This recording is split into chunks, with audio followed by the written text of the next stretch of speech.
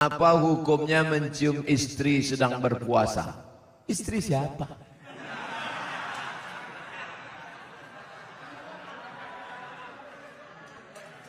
Kalau istri engkau yang kau cium, maka tak batal. Salatullah, salamullah ala yasin habibillah. Bagaimana sholat ini khusyuk Pak Ustadz? 5. Yang pertama, ketika berwudu khusyuk. Waktu menyuci tangan, bersih dosa dari tangan. Waktu memasukkan air ke mulut, ke hidung, bersihkan dosa-dosa mulut, dosa-dosa lidah, dosa hidung. Waktu air dibasuh ke muka, keluar dosa-dosa biji mata, banyak silap salah. Waktu air menyiram tangan, keluar dosa-dosa dari ujung jari jemari. Khusyuk. Waktu air mengusap kepala, keluar dosa isi kepala yang kotor sampai ke lubang telinga. Waktu air menyiram kaki, keluar dosa-dosa kaki yang dilangkahkan ke tempat maksiat dan dosa. Makanya ketika berwudu itu jangan bercakap. Ini banyak orang sampai wudhu bercakap. Aku bilang sama kau kemarin, panjat pinang itu yang besar-besar kali pinangnya. Modal kita pun tak ada, tapi kau itulah. Pak RT kan udah ngasih, Pak RW kenapa enggak juga? Entahlah, kentutlah sama dia. Itulah maka tak khusyuk. Karena ketika wudhu masih bicara dunia. Lalu dari tempat wudhu ke tempat sholat tak boleh tasbih. Tasbih menggerak-gerakkan. Tak boleh. Tasbih tak boleh. Yang boleh tasbih. Subhanallah. Makanya kalau ada ngajak-ngajak ngobrol tak usah. Gimana kabar Anda? Subhanallah. Subhanallah.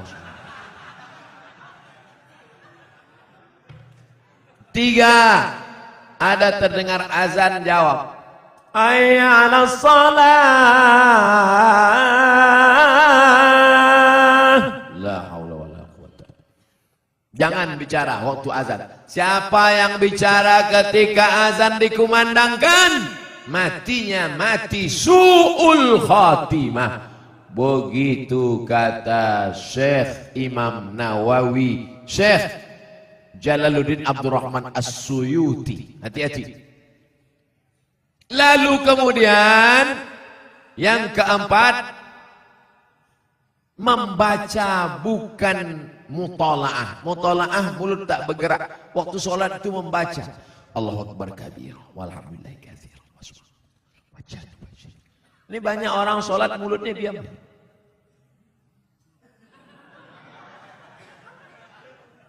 Mulut membaca, karena di situ disebut qiraah. Qiraah artinya membaca. Alhamdulillah. Yang kelima, mengerti apa yang dibaca. Itulah mengapa tadi saya pilih ayatnya, ayat-ayat pendek supaya besok kalau sholat zuhur mengerti apa yang dibaca.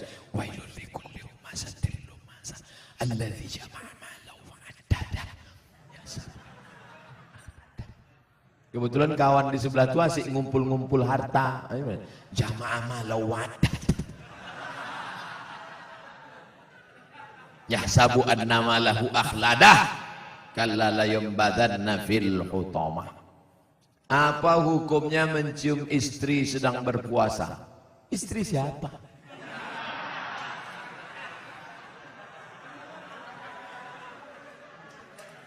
Kalau istri engkau yang kau cium, maka tak batal. Dalilnya Nabi mencium Aisyah. Tapi kalau dia ihtiyat, hati-hati, takut dia tak bisa mengendalikan hawa nafsunya seperti Nabi Muhammad SAW, maka dia ihtiyat, dijaganya. Tapi hukum aslinya tak batal. Tapi kalau sampai memperturutkan hawa nafsu, maka jatuh dalam batal, rusak puasanya. Man lam yada imsakun nafsi, menahan diri, anil mahzurati, dari semua yang terlarang, min tulu'il fajri, dari terbit fajar, ila ghurubi syamsi, sampai tenggelam matahari. Itu definisi puasa. Kalau adakah dalil yang menjelaskan tentang tahlilan? La ilaha illallah, la ilaha illallah, la ilaha illallah. Itu artinya tahlil. Tasbih, subhanallah. Tahmid, alhamdulillah. Takbir, Allahu Akbar. Tahlil, la ilaha illallah. Man halala, siapa yang mengucapkan tahlil, summa ahdatsa wabahu ilal mayyit, kemudian tahlil itu dihadiahkannya kepada si mayit orang mati, yantafi'u bihi, pahalanya sampai dan orang mati itu dapat manfaat. Begitu kata Imam Ibnu Taimiyah dalam kitab Majmu' Fatwa Ibnu Taimiyah. Kenapa Ustaz pilih pendapat Ibnu Taimiyah? Karena yang banyak melarang-melarang nih sekarang anak-anak buahnya Ibnu Taimiyah. Paham? Padahal Imam Ibnu Taimiyah dalam Majmu' Fatawa mengatakan siapa yang mengucapkan tahlil dihadiahkannya pahalanya pada yang meninggal sampai. Kalau dimasakkannya bubur kacang hijau, kenapa Ustaz tiba-tiba ingat bubur kacang hijau? Oke, bubur jagung kalau gitu. Lalu kemudian dihadiahkannya pahalanya untuk almarhum. Sampai apa tak sampai? Sampai. Mana dalilnya? Mana? Kata Sa'ad, ummi matat, makku mati. Afa atasaddaqu anha, kalau aku bersedekah pahalanya sampai tak untuk emakku? Kata Nabi, tasaddaq, sampai. Bersedekah enggak? Sedekah. Ayu sadaqatu afdal, apa sedekah yang paling afdal? Kata Nabi, saqyul ma', sedekah yang paling afdal mengasih air minum. Kalau air minum saja sampai, apalagi gulai baung. Artinya sedekah sampai, sedekah sampai, tahlil sampai. Apa lagi? Bacaan Quran.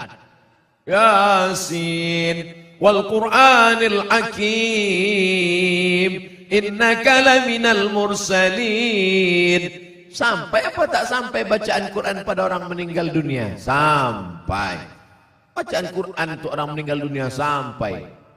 Mana dalilnya? Ketika Nabi SAW melewati suatu makam, diambilnya pelepah korma, ditusukkannya ke makam itu. La'allallaha an yukhaffifa adzabahuma ma lam yaybasa. Tasbih pelepah korma sampai pada orang yang meninggal. Apa komentar Imam Nawawi dalam kitab Majmu', dalam kitab Al-Minhaj Syarah Sahih Muslim Ibn Al-Ajjaj? Kalau tasbih pelepah korma saja sampai, apalagi bacaan Quran orang yang beriman. Buka kitab Ar-Ruh, punya Imam Ibnu Qayyim Al-Jauziyah, murid Imam Ibnu Taimiyah. Punya murid namanya Ibnu Qayyim Al-Jauziyah, punya kitab namanya Ar-Ruh.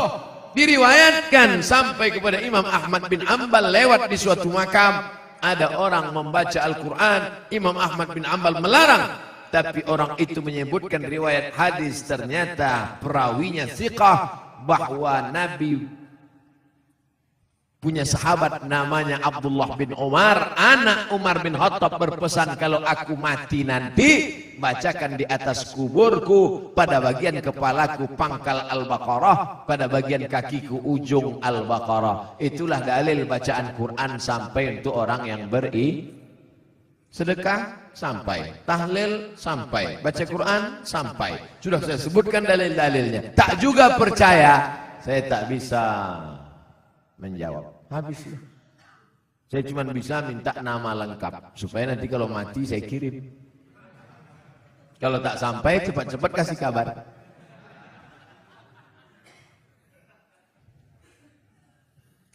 Mengazankan anak baru lahir itu apa dalilnya Pak Ustadz? Nabi mengazankan ke telinga Sayyidina Al-Hasan, anak Fatimah radhiyallahu anha, azan shalah, bunyinya seperti azan waktu azan salat.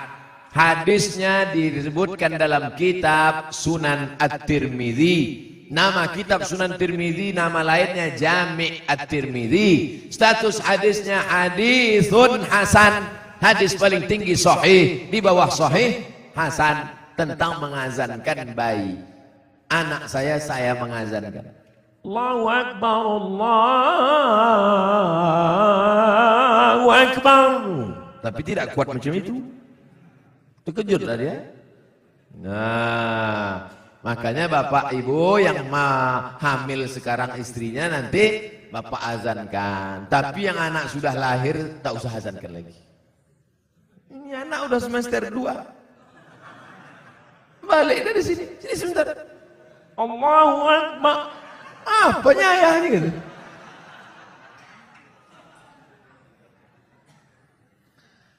Saya mau tanya mengenai pernikahan uang hantaran. Bagaimana menurut pandangan Ustadz kalau si ibu wanita itu meminta uang hantaran mahar yang cukup tinggi? Ada tiga kemungkinan ini. Pertama memang mau bertanya masalah hukum. Yang kedua mau menyindir mak tua dari sini. Yang ketiga mau menawar. Perempuan yang paling baik aqalluha mahran, yang maharnya paling murah. Wahai ibu-ibu, turunkan harga mahar. Sebetulnya yang menetapkan harga mahar ini wali, ayah. Tapi sekarang banyak ayah yang anggota isti, ikatan suami takut bini. Maka yang berperan sekarang ibu-ibu, matre. Banyak perempuan lebih mau makan di daun daripada makan di pinggan. Oleh sebab itu turunkan standarnya sedikit. Jangan nanti setelah dihamil barulah nauzubillah datang dia baik-baik. Idza ja'akum man tardawna dinahu, kalau datang kepadamu orang yang baik akhlaknya, wa khuluquhu, baik agamanya, fazawijuhu, nikahkan dia.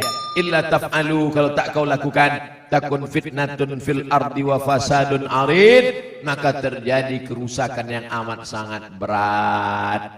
Tolong jangan sampai anak-anak muda ini besok buat baleho turun ke jalan, turunkan harga mahar, turunkan harga mahar.